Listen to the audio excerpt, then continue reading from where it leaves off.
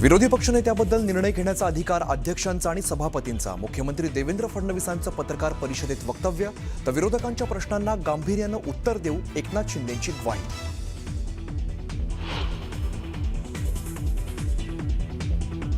विरोधी पक्षनेता निवडला तर पाप बाहेर येतील अशी सरकारला भीती. पाशवी बहुमतामुळे सरकारची मुजोरी. भास्कर जाधवांची टीका.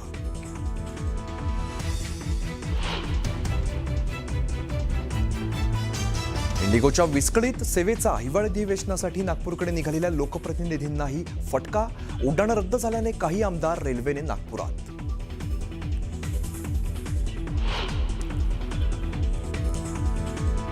उद्धव ठाकरेंनी घेतली कामगार सेनेच्या पदाधिकाऱ्यांची बैठक. भारतीय कामगार सेना ही कोणाची मक्तेदारी नसल्याचं ठाकरेंनी ठणकावलं.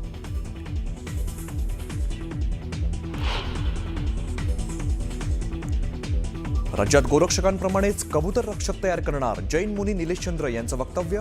जो भूतदया दाखवेल तोच मुंबईवरती राज्य करेल असा दावा.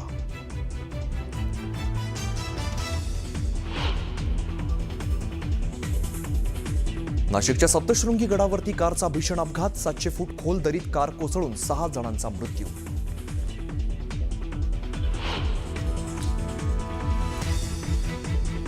गोव्यात नाईट क्लबला भीषण आग लागून 25 जणांचा मृत्यू. सीएम प्रमोद सावंतांकडून चौकशीचे आदेश. जनरल मॅनेजरसह 4 जणांना अटक.